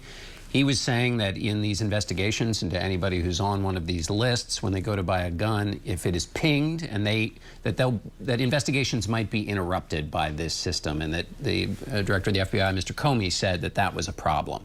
Well, we've worked with the Justice Department in drafting this legislation, and the Justice has sent a letter supporting it and said that it gives them a new tool. I do not believe Mr. LaPierre is correct on this. But let me say this, John. This is really a national security issue. It isn't a gun control issue. And let me explain why. The FBI has about 1,000 ongoing investigations. John Brennan told the Intelligence Committee on Thursday in open hearing that ISIL is actively pursuing operations to commit attacks in the West and bring people into Western countries, whether it's through immigration, whether it's over the border, or in any other way. The fact of the matter is that it's well known that a terrorist can come into this country. They do not they're not on the NICS list, which is the database of 10 situations where you can deny a gun. They're not there, and therefore buy a gun legally in this country. What this legislation does is give the Attorney General the authority that if there is reasonable suspicion that the person, when they do the background check, is a potential terrorist, the gun sale can be denied. It also has an appeal process, an administrative appeal process, as well as a legal process. So that law, though... So like I said, that's the reasonable suspicion standard, not the probable cause standard, which is higher. You'll hear Dianne Feinstein talk about with the Cornyn bill on the Republican side. Reasonable suspicion just means that law enforcement has to be able to articulate facts that reasonably leads them to believe that criminal activity is afoot. so that they further investigate. It's actually, this reasonable suspicion is what gives them the ability to do a Terry stop and pat down search, where they can ask you some questions and pat you down for their own safety, but not actually arrest you and keep you for longer than it takes to ask you a few questions to find out whether criminal activity actually is afoot. So that's the reasonable suspicion standard there. And then in this next clip, Dianne Feinstein talks about the Republican side, and she also talks about the due process concerns in the terror watch list, with one of the more bogus answers I've heard that, oh, we don't have to worry about due process because most of the people on there are foreigners, and foreigners don't deserve due process. I find that a little problematic in Dianne Feinstein's answer to John Dickerson on Face the Nation on Sunday here. But will it be easy? I mean, we're talking about basically a right guaranteed by the Constitution. So that's denied by an appeals process that people can get lost in. What guarantees can you give people that they would be able to get off this list quickly? Oh, please. First of all, I'm saying that the great overwhelming part of this list, 99.5%, are foreigners. They come in, there's reason for them to be suspect. They'll go through the same appeal process anybody else goes through. I don't think there's any need to give them any special privilege on an appeals list. If their name is pinged and the Attorney General's office looks into it and makes a decision that there is compelling evidence, not necessarily probable cause, which is Cornyn's, but reasonable suspicion that this could be a terrorist threat, they can deny the weapon. You mentioned Senator Cornyn's bill. Is that your disagreement on the Republican side, Yeah. that the standard, explain what the problem The standard is too high because you can just arrest the person. Right. So that would cut out a lot of people who are probable threats. And it has to be completed within 3 days, which Justice and others tells us is impossible to complete the process within 3 days. Yeah, that's the Republican bill at the end she's talking about there, where the law enforcement has 3 days to show there's probable cause to believe someone is going to be engaged in terrorism. And as she explains their probable cause, that's the higher standard, more likely than not that the crime has been committed, and that is the standard for arresting someone. So at least she's accurate on that, although, like I said before, I thought what she's claiming that the people on the list are foreigners, so we don't have to worry about their due process, that's kind of bogus. And at the beginning of the previous clip, you saw that Dianne Feinstein actually said law enforcement officials' concerns about tipping off the people on the terror watch list had been taken into account in the legislation.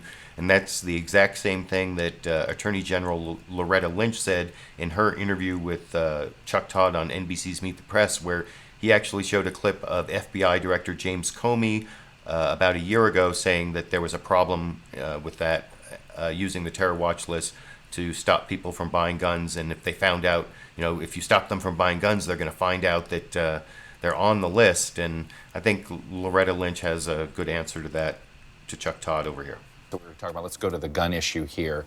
One of the Justice Department came out and endorsed Senator Feinstein's version of this, which would make it so that anybody on these terror watch lists couldn't buy a gun, and there wouldn't be any loophole, wouldn't be a small waiting period. It would be a pretty long waiting period.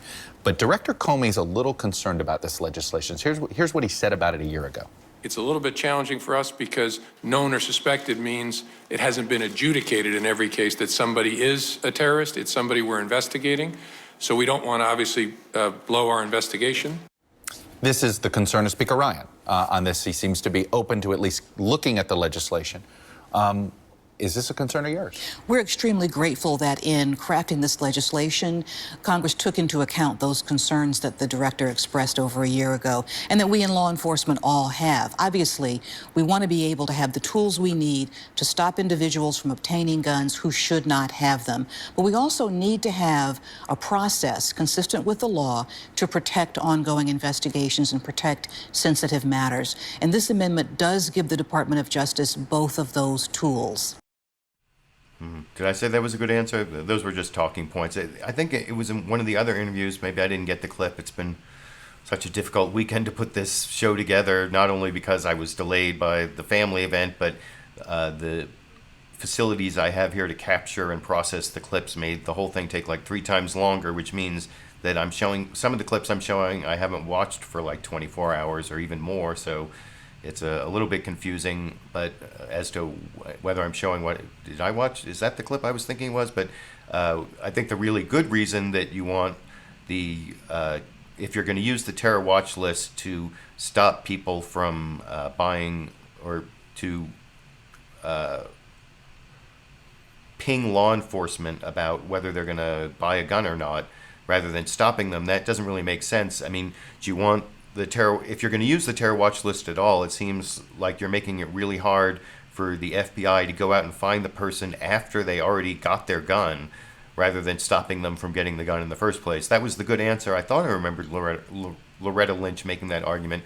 Maybe it'll show up in one of the later clips. I'm sorry if I mislabeled that one, but I want to show a really bad answer now on the stuff I was talking about earlier. This is from Senator Jeff Sessions, as I discussed earlier, a possible Donald Trump vice president, and he's explaining the difference between the bills, talking to Dana Bash on CNN's State of the Union, and he seems not to understand that the probable cause standard, like Dianne Feinstein said, and I concur based on my criminal defense attorney experience, probable cause is the standard for arrest. But when Dana Bash asked Jeff Sessions about that, why not just arrest the person if you have evidence for probable cause, he doesn't seem to understand that that is the standard for arrest, as I will discuss after you watch that clip over here. Thank you so much for joining me, Senator. Let's talk about what's going to happen in the Senate tomorrow. Vote on several proposals that would ban terror suspects from buying guns. You've said that you support a measure by your colleague, Senator Cornyn, which would require authorities to prove probable cause in 3 days. But why wouldn't authorities just arrest that person? It wouldn't even get to the point of whether they could buy a gun. Well, they would already be arrested if they had enough proof to arrest them. So the problem is you've got indications on this list of people who might be involved in terrorism, and we need to keep a list of that. We need to do the best we can to monitor those people so that they don't become an active terrorist person. But a lot of people may be wrongly on the list. In fact, I'm sure there are a lot of people on that list that shouldn't be on it. So if you're going to deny a person a constitutional right like free speech or the right to have a firearm, then that person has to have an opportunity to explain that they shouldn't be on the list. That's all it's about. That's what the difference is. Republicans have voted consistently to ban people from on that list from having a gun, but to give them an opportunity to prove they shouldn't be on the list. So one of your colleagues, Senator Collins, is working on a compromise which would limit the list to a no-fly list and a selectee list. So it would apply to about 109,000 people as opposed to what you we're talking about, the broader 1 million people or so or who are on the terror watch list. Would you back that compromise legislation? Well, Susan is so careful about those things, and she's worked really hard to figure out the differences in various lists and what kind of proof it takes to get on that list. Exactly. So I would be willing to listen to what she said. I'm open to the details, Dana. I agree that somehow, some way, we should be able to make this work. Let's talk about thank you so much for joining me, Senator. So he's open on the details, and there was the word of that possible compromise with the smaller list, but the idea that isn't he the chair of the Senate Judiciary Committee? He's on the Senate Judiciary Committee, and he's possible vice president. He's a senator. I don't think he understands the probable cause standard for arrest, as I said in that previous clip, or before I showed the clip. And the last clip I want to show on the gun issue, before I move on to a couple FBI investigation clips and then one clip on sexism at the end.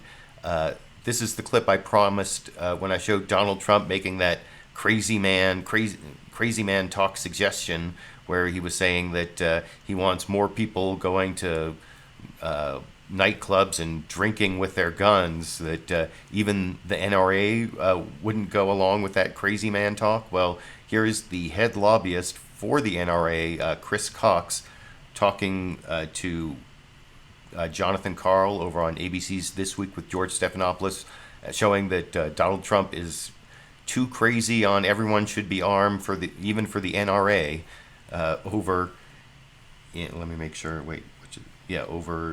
in this clip. I want to ask you, Chris, about something we heard Donald Trump say at the top of the show that if people in that nightclub had been as heavily armed as the shooter, it would have been a better situation. Is that really what you want? Is people late at night drinking at a nightclub 2, 3 o'clock in the morning, armed to the teeth? Is that the recipe for? Well, Jonathan, here's what we know. What happened in Orlando was heartbreaking. Our prayers go out to those families, everybody impacted. We have a serious problem in this country, a catastrophic situation. It has nothing to do with firearms. It has nothing to do with the Second Amendment or even gun control, and it has everything to do with radical Islamic terrorists. Okay, what Donald Trump has said is that the policies of that nightclub, the gun-free zone, did not prevent that terrorist from going in and mowing down innocent people. And we need to have an honest discussion about what works. But do you want people late at night at a nightclub drinking? Of course not. Of course not. And you can't be in a nightclub drinking anywhere in this country. What Donald Trump has said is what the American people know is common sense, that if somebody had been there to stop this faster, fewer people would have died. That's not controversial. That's common sense. Well, you don't like the idea of people going into nightclubs armed to the teeth. Of course, no one thinks that people should go into a nightclub drinking and carrying firearms. That defies common sense. It also defies the law. It's not what we're talking about here. What we're talking about is a failure of this government to keep us safe. And the American people are scared, and they have reason to be scared. And you can do both things. You can stop bad things from happening while protecting the rights of law-abiding people to defend themselves. So you heard Chris Cox there from the NRA say no one's talking about people going into bars, drinking, carrying guns, but actually there is someone talking about that. I think it was Donald Trump in a previous clip I showed, and like I said, even the NRA finds Donald Trump's crazy man talk too crazy. At least that's my opinion of what Chris Cox said there compared to what Donald Trump said earlier in the week about how someone should have been in there and just like if they had it strapped to their ankle or strapped to their waist. I don't know if that's the ankle, like women don't wear holsters on their waist. They have to have ankle holsters. Is that some sort of like gender specific thing, or maybe LGBT, do gay men wear ankle holsters? This is something I know nothing about. But you can let me know down in the comments section. That's the last clip on the gun. Well, it's sort of the last clip on the gun topic. These next 3 clips, they're sort of on the gun topic and certainly on the topic of the Orlando shooting. This is some of the scrutiny that the FBI has gotten over the last week. You know, when I did the show last week, it was just starting to come out that the FBI had investigated the shooter a couple times. And there was also this report that came out later in the week that he had gone into this gun store and asked about buying body armor and lots of ammunition, and that gun store owner had called the FBI. That even Donald Trump faulted the FBI in one of the clips I showed, and even more strongly in another clip I didn't show from a different interview, because it was pretty much the same answer, but he said something like, I think the FBI, I don't like to criticize the FBI, but I think they had a bad day on that one, or something like that. Well, here's Loretta Lynch explaining why it was that the FBI couldn't follow up on what the gun store owner told them, or at least didn't have enough information to catch him. But then you'll see in the follow-up question, this is over on CNN State of the Union talking to Dana Bash. Dana Bash asks her about, how far did the investigation go before the shooting, and the Attorney General kind of dodges that question over in this clip. That's leading up to this. The owner of the gun shop where the Orlando killer tried to buy level 3 body armor, bulk ammo, several weeks before the shooting. This owner says that his staff saw that the behavior of the shooter was suspicious, and they notified authorities. Listen to what the gun shop owner said. At that time, he declined any business and he left the store. We had no link, no contact. Didn't know who he was, but we did contact authorities and let them know we just had a suspicious person that was in here, which we have been in regular contact with them, and anytime any event happens, we reach out immediately. And there was nothing that become of it. So why wasn't more done by the authorities to follow up on those suspicions that were reported? Well, as the gun shop owner indicated, during the course of an unrelated investigation, they were speaking with authorities, and in the course of their discussions, they did provide information about this individual, whom we now know to be the Orlando killer, coming into their shop to talk about purchases. As was noted, because no purchases were made, no ID was gathered, no identifying information was available beyond the information which was recorded and which was kept. That is exactly what that gun shop owner should have done, and we thank and commend him for that. He then realized, after, of course, the tragic events of last weekend, exactly who had been in his shop and called FBI. And again, we were able to put those pieces together. Because no purchase was made, there was nothing to identify who it was. There was nothing to say a name or an address. But again, we are asking everyone to look back at any contact they've had with this killer and do what this gun shop owner did and report it to us. He did exactly what you're supposed to do. If you see something, say something. He might not have gotten the ID, but if he was that alarmed that he called the authorities, can you tell us, did the authorities try to figure out who he was? Well, what I can say is that this is all part of the investigation that is ongoing now. Everything that we're learning about this individual is being looked at, is being reviewed. All of the FBI's contacts with the killer over the past years are being reviewed. We're going back and scrubbing all of that. And on that. So yeah, that was kind of a dodge at the end from the Attorney General as to whether there was any significant investigation of this gun store owner saying someone came in and wanted to buy body armor and a lot of ammunition, and whether did that investigation really start back when they got the tip, or did it start after they got the second call from the gun show owner that that guy turned out to be the Orlando shooter. But I don't know.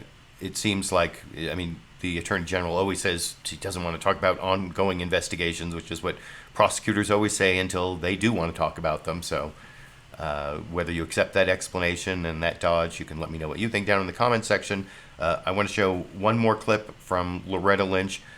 This is also kind of on the gun issue, but it has to do with one of the odd parts about this Orlando shooting investigation, or one of the things that came out is that the person responsible for the shooting, or allegedly responsible, he worked as a security guard and had like a special license to have a firearm. So any kind of background check should have worked for him. But then he was also investigated twice by the FBI. So this is the question as to why they didn't tell the security firm he worked at that he was being investigated by the FBI. And there's actually a good explanation for that. This is the good answer, I think, from Loretta Lynch over here.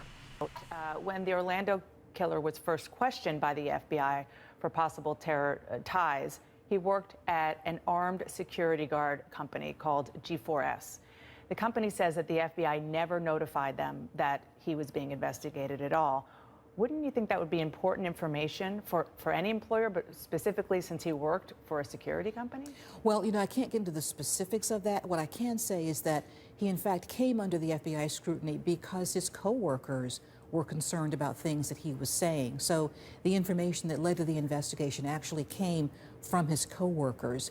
He was under investigation at that time. So did the company know then? Well, I can't speak to what they knew at that time. And again, we're going back and looking at everything that we did in our investigation of the killer, in our subsequent contact with him, but also all the information that we're receiving to try and learn his motivations. This was an act of terror and an act of hate. I'm going to Orlando on Tuesday to continue to get briefings on this matter, to get briefings on the ground from the investigators, the first responders, and to meet with the victims and talk about our ongoing support for local law enforcement and the victims. Let me ask. I don't know about that one. I mean, but just the end of that, the Attorney General seems to go into these talking points that where I start, whenever I hear someone talk in talking points, it always makes me question their authenticity. That's one of the Hillary Clinton problems. But as to the substance of her answer, I think there was a good answer there. If it turns out to be true, I think what she was saying there, if you parse it, it seemed, unless I misunderstood it, she was saying that the investigation, the first investigation was started because of complaints from coworkers at that security company. So if it came through the security company itself should have been aware of them. Although you heard Dana Bash ask, so the security company knew, and the Attorney General says, oh, well, I don't know exactly what they knew, but that seemed to be what she was implying. Of course, there was then this whole second investigation where there was supposedly some contact or communication between the Orlando shooter, the alleged Orlando shooter, and this guy who was the first American to blow himself up in the Syrian conflict, and that was why the FBI did the second investigation. And then they closed those investigations and stopped following what this guy was doing, even though he did some kind of scary things on social media, which leads to this final clip I want to show on the FBI investigation. It's from the Republican chair of the House Homeland Security Committee, Michael McCall, talking about how the FBI should be monitoring our social media more carefully in a way that I thought would be of interest, especially to my online community watching this video, and seems a little scary to me, as I will discuss after you watch that clip over here. To the FBI. He also, on the day of the shooting, John, said that the Islamic State in the near future was going to conduct attacks in the United States. He said that on his Facebook posting the very day of the attacks. What I'm worried about... So what can be done to flag something like that? That is what I will be looking at, is what is our capability when someone posts a public social media posting that says that they are going to conduct attacks in the United States on behalf of the Islamic State. Why can't we pick up that information and then stop that act of terror? Well, it's got to be a part of question of resources. How do you monitor everybody's Facebook postings? Well, of course, and it's a issue of resources, but possibly an algorithm, a way to look at these postings that are public, that have no expectation of privacy. So if you I don't know, does that sound good to you? That does not sound good to me, having some like FBI algorithm reading all of our Facebook posts. And not all Facebook posts are actually public. Some go to our friends or friends of friends. I think actually in the case of the Orlando shooter, some of those were actually public, but a lot of the jihadist online activity isn't really public. It's in these groups, private groups, or even like private messaging groups that are encrypted. So, but I guess, are there really that many people who post publicly on Facebook, I'm going to go kill people, where we should have some imperfect algorithm reading all of our Facebook posts so that, if it says something like, I'm having a killer party tonight, now the police are going to come bashing down our door? I don't know. That seems pretty Orwellian to me, but maybe you're scared enough by this latest mass shooting that you don't think it's an unreasonable idea. You can let me know what you think down in the comment section. Somehow I think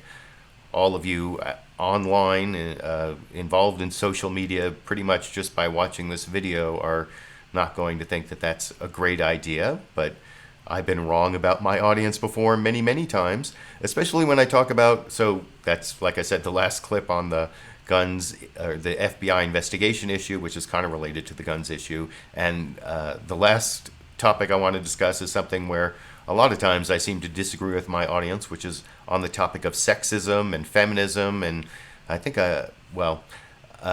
I've made several, I made a video about Bill Maher versus Jonathan Stewart and how they attacked Donald Trump and his, tantrum, babyish behavior. I lauded Jonathan Stewart for saying that he was a man baby, because that wasn't as sexist as what Bill Maher originally said, which was that he was a hysterical woman. And some people couldn't even figure out how hysterical woman is a sexist stereotype, which all you have to do is look at the etymology of the word hysterical. Where does the word hysterical come from? That's how old and entrenched a sexist stereotype, the hysterical woman stereotype, is. If you can look at, it's actually in the dictionary, in the etymology. I almost said entomology, and then I realized it's not a bug, it's a word. Etymology of the word.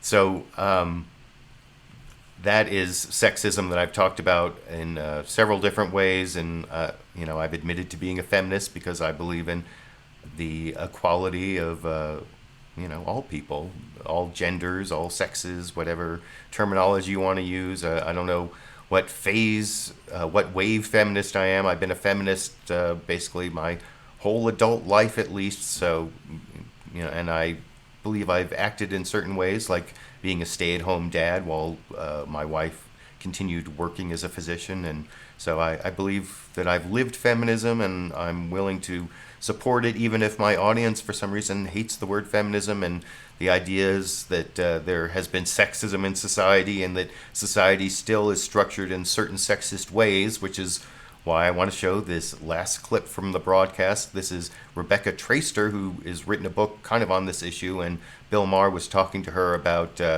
how women have traditionally been put in the role of homemakers, kind of like what I did for a substantial period, taking care of the home and the children, or, you know, being a stay-at-home dad, as it were.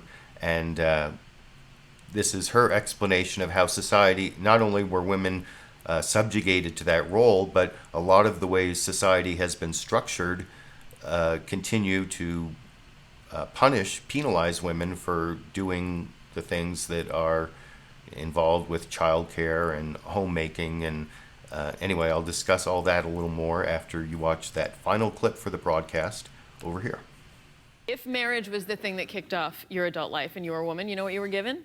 Pots and pans. Right. And dishes. And that was your life. Your work, in fact, was to support the public participation of your husband, the earning of your husband, by taking care of the family, doing the cooking, keeping the house. That's part of how you enforced marriage as the organizing principle, is because if you had a population of wives dependent on these earners, they also then had to do the labor that enabled the men to go out into the world and earn. And that was pots and pans. That was babies. But, I mean, there are still Republican politicians who talk about that in nostalgic terms. They talk about it obsessively.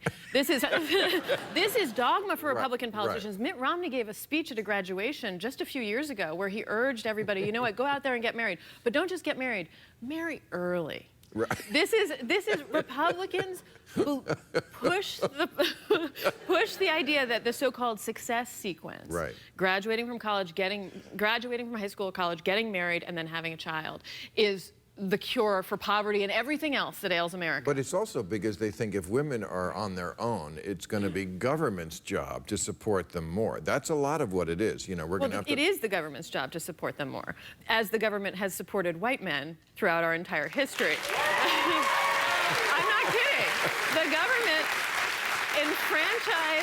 The government enfranchised white men at the founding, protected it throughout while disenfranchising people of color and women. The government has built infrastructure that supported businesses that were owned by white men who profited.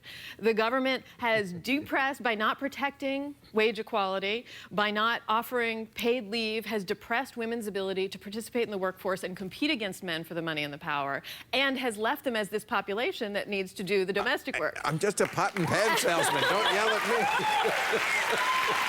I'm just trying to sell my pots and pans, okay? All right, well, thank you. And I haven't read Rebecca Traister's book, and it's not behind me here. I have Tahoe trees behind me, but I definitely agree that there have been parts of our society structured to penalize women for, you know, being childbearing, the people who bear children, and that's not really fair. And also, you know, taking time off without getting pay and losing seniority, and that's why the wage gap. I've heard a lot of men's rights activists, anti-feminists, talk about how the wage gap is based on choices women make where they get penalized for bearing children. But if our society penalizes people who bear and care for children, that is a decision we've made that structures our society that is not friendly to the role that women have been traditionally put in a lot of ways, with the support of government, which is what Rebecca Traister was talking about at the beginning of that clip. So the punishing people for taking on roles that have traditionally been done by women is still a sexist part of our society, even if there's no law that says women can't be doctors and women can't be lawyers, or there's no institutional practices that prevent it, at least to the extent that they can go to those schools. And women are even like graduating in greater numbers than men, but they're also getting penalized in their careers for bearing children, which is necessary for the propagation of the species, or pretty much until we all start getting conceived in test tubes, and that would be a brave new world. I talked about something being Orwellian earlier, so I guess I can do a reference to Brave New World, and I should probably finally stop working on this broadcast. It took me like 3 times as long to get it all ready, and then this broadcast, you can see, has not been my usual locale. But if you want to support my weekly commitment to doing this show, even when it's a little bit late, I put a link down in the video description. You can become one of my monthly patrons, and just a $1 or even $5 contribution. I promised sometime this month I would be putting out, I think at least for $5 contributors, a new reward. It will probably be a LiberalViewer sticker that I will mail out, which is a lot less expensive than the candles that you get if you have a lifetime subscription of $30. And I didn't bring any candles along. I thought I would show you some Tahoe trees instead. And if you look over in the corner here, and if you're in one of the select countries that YouTube allows you to do fan funding, you can support my videos by clicking on a little eye there and supporting me with whatever you can afford. If you can't afford to support my work picking out all these clips and giving you my commentary based on my Ivy League history degree and law degree and experience as a criminal defense attorney, I think I used all those during my recorded show that I'm uploading for you. As soon as I finish this, it should take several hours because of the slow upload speed here, and sometime Monday evening Pacific, or I should say Lake Tahoe time, you should be able to watch it. And I don't know what I'll be able to upload during the rest of the week, but I'll be back at my regular time next Sunday, probably 4 or 5 p.m. Pacific time, which is Greenwich Mean Time minus 7 hours, and I'll be doing a live broadcast with my live audience. I've missed you all, and not having anyone to keep me company while I'm rambling on and on about the clips and giving my fair use media analysis and political commentary that lets me upload copyrighted corporate media material, but transforms it into my fair use media criticism, political analysis. And now I'm very, very tired, and I'm going to start doing a little bit of vacationing, and I hope you all have a good week. And until next Sunday, I guess I'll see you all around